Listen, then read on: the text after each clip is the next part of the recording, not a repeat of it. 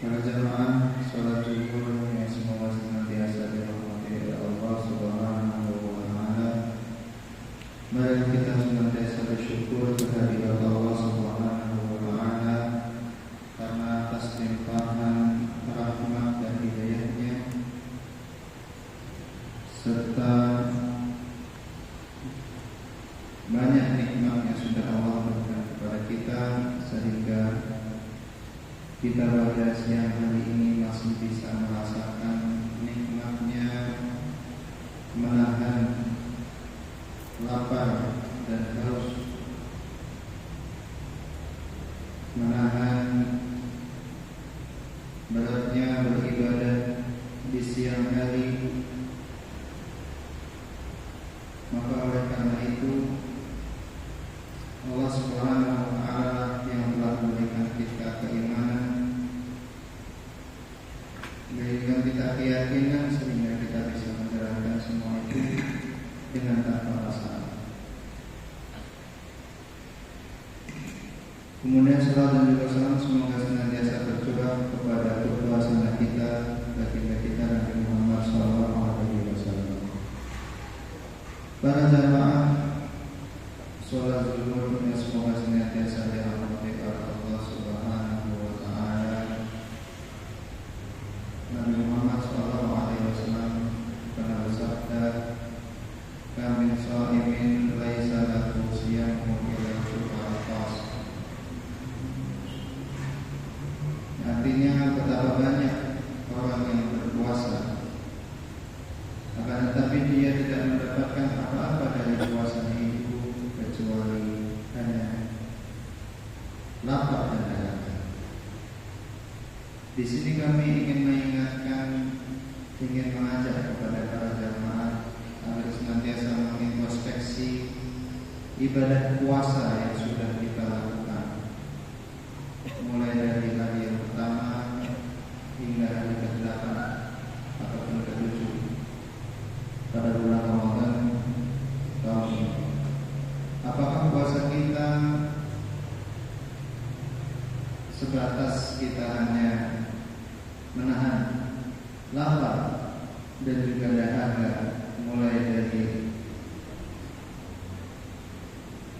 waktu subuh hingga terbenam matahari? Atau apakah puasa kita sudah kita isi dengan berbagai kegiatan yang bermanfaat ataupun ibadah-ibadah yang kita sertakan di dalamnya, sehingga puasa kita itu senantiasa bernilai di hadapan Allah Subhanahu wa Ta'ala. Mengapa? Karena ibadah puasa itu adalah ibadah yang mana Allah akan memberikan pahalanya secara langsung kepada hambanya yang melakukan puasa kepadanya. Kata Allah, wa ana ajzi bihi, dan akulah yang akan membalasnya. Membalas orang yang sudah bersusah payah rela meninggalkan nafsu, rela meninggalkan makan dan minumnya karena Allah Subhanahu wa Ta'ala. Maka senantiasa kita introspeksi puasa kita, apakah puasa kita sudah kita isi dengan kegiatan atau amalan-amalan ibadah yang akan menambah daripada pahala puasa tersebut, atau puasa kita masih kita iringi dengan kegiatan-kegiatan tidak bermanfaat atau bahkan kegiatan yang dilarang oleh Allah Subhanahu wa Ta'ala. Para jamaah sholat zuhur yang semoga senantiasa dirahmati oleh Allah Subhanahu wa Ta'ala,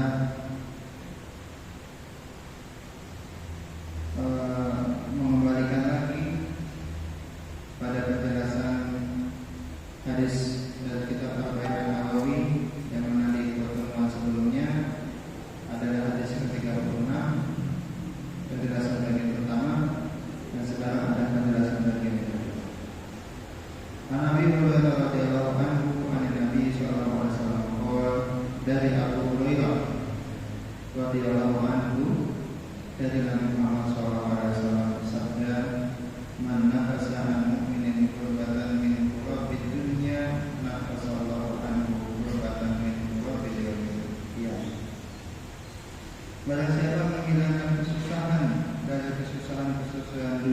orang mukmin, maka Allah akan menghilangkan kesusahan dari kesusahan-kesusahannya di hari kiamat. Wa man yassara ala mu'sirin yassarallahu alaihi fid dunya wal akhirah.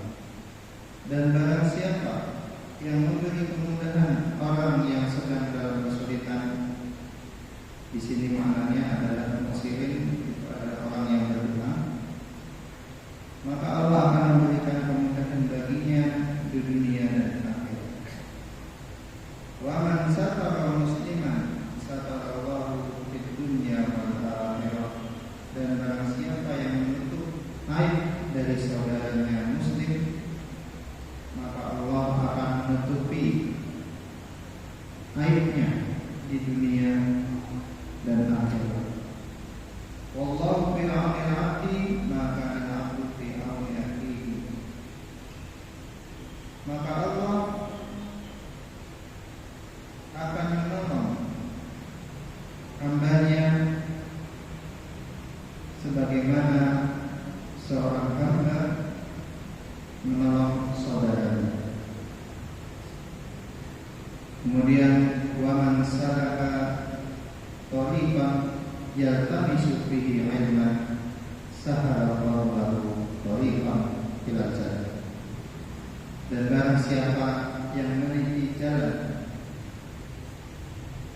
untuk menuntut ilmu, maka Allah akan memudahkan jalannya menuju surga Allah Subhanahu wa taala.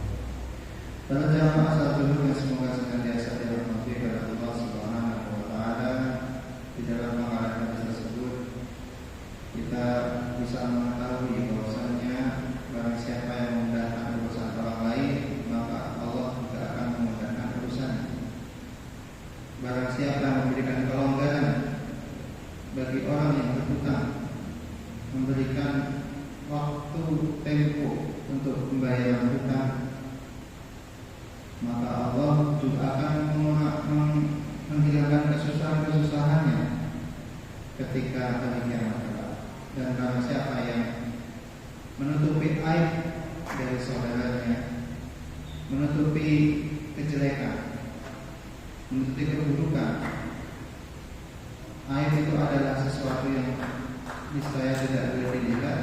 Maka ketika seorang itu menutupi aib saudaranya, maka Allah juga akan menutupi aibnya di hari kiamat kelak. Dan kemudian barang siapa yang senang menolong saudaranya yang sedang kesusahan, ringan tangannya untuk menolong saudaranya, maka Allah pun juga akan menolongnya ketika dia sedang berada dalam kesusahan. Kemudian barang siapa yang menempuh jalan untuk menuntut ilmu, maka Allah akan memudahkan jalannya menuju surga. Hal ini adalah motivasi bagi kita untuk senantiasa kita bisa belajar menuntut ilmu tentang syariat, pelajaran agama kita, agama Islam. Salah satu caranya adalah dengan mendengarkan berbagai kajian yang diberikan oleh para ulama ataupun para ustaz. Kita bisa duduk mendengarkan, terlebih lagi kita bisa mencatat, kemudian kita menghayati.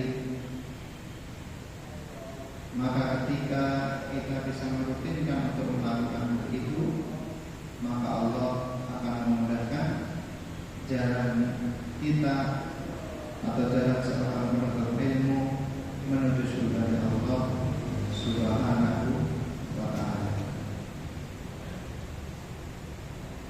Maka kemudian kedudukan seorang yang alim itu lebih utama daripada seorang abid, seorang yang senang beribadah kepada Allah. Disebutkan bahwa fadlul alim kafadlil qamar. Disebutkan keutamaan seorang yang berilmu itu seperti keutamaan bulan dibandingkan dengan seorang abid. Kafadlil abid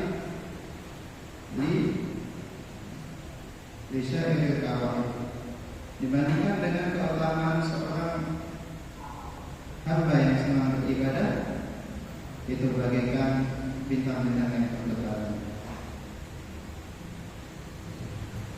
Peran para ulama, peran para asatidz itu lebih kita butuhkan daripada peran seorang ahli ibadah. Maka jangan sekali-kali kita mencela para ulama